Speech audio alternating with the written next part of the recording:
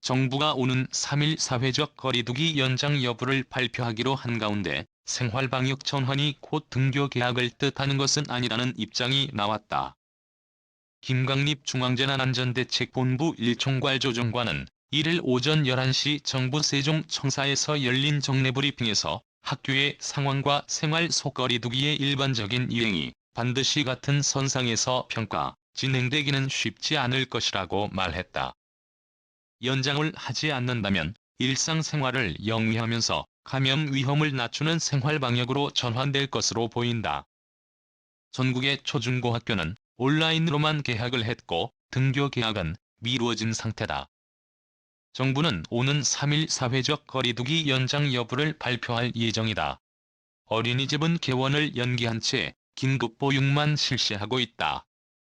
생활방역 전환 시 등교 개학이 진행될 것이라는 예측이 나오지만 유은혜 사회부총리 겸 교육부 장관은 지난달 29일 한 언론 인터뷰에서 신종 코로나 바이러스 감염증 잠복기를 고려하면 연휴 후 14일이 지나야 감염 발생 상황을 파악할 수 있다고 밝힌 바 있다.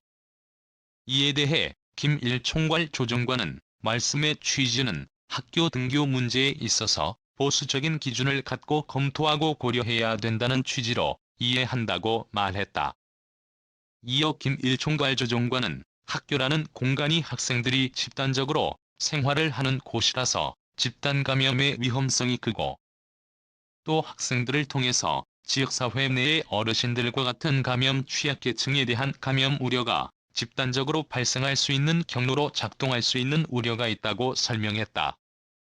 5월 5일까지는 사회적 거리두기가 유지되는 것이라며 생활방역위원회 논의나 현장 의견, 국민 여론 등을 같이 듣고 결정돼야 한다고 말했다.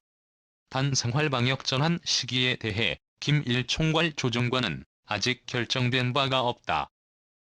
지난달 29일 열린 제3차 생활방역위원회에서는 지침상 방역적으로 필요성 여부, 준수 가능성, 사회적 비용 부담 등의 쟁점들이 논의된 것으로 알려졌다. 김 1총괄 조정관은 효과를 담보할 수 있는 수단을 확보하는 것이 첫 번째 숙제이고 만들어진 지침이 현장에서 잘 지켜지도록 하는 것이 두 번째의 큰 숙제라며 다만 일부의 지침에 대해서는 자발적인 참여와 이행을 위한 권고만으로는 쉽지 않을 수 있는 부분들이 있다고 밝혔다. 그 예로 김 1총괄 조정관은 몸이 불편할 경우 출근하지 않도록 하기 위해서는 개별 기업이나 근로자들에게만 기대할 수 없는 사회 구조적인 제도적 장치가 뒷받침돼야 되는 부분들에 대한 논의가 후속적으로 필요하다며 이러한 부분들도 같이 논의가 진행되고 있다고 설명했다.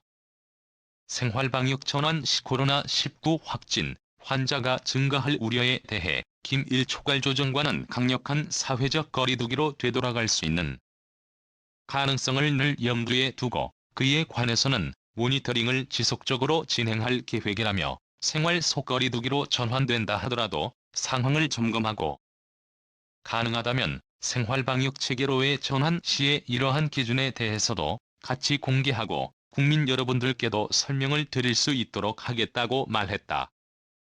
현재 심각 단계인 감염병 위기 경보 단계의 변경 논의 여부에 대해 김 1총괄 조정관은 아직 사회적 거리두기를 진행하고 있고 논의가 성급하다는 판단을 하고 있다며 앞으로의 진행 상황을 보면서 관련된 방역대책본부의 위원회를 통해서 필요시에 이러한 부분에 대한 논의가 있게 될 것이라고 말했다.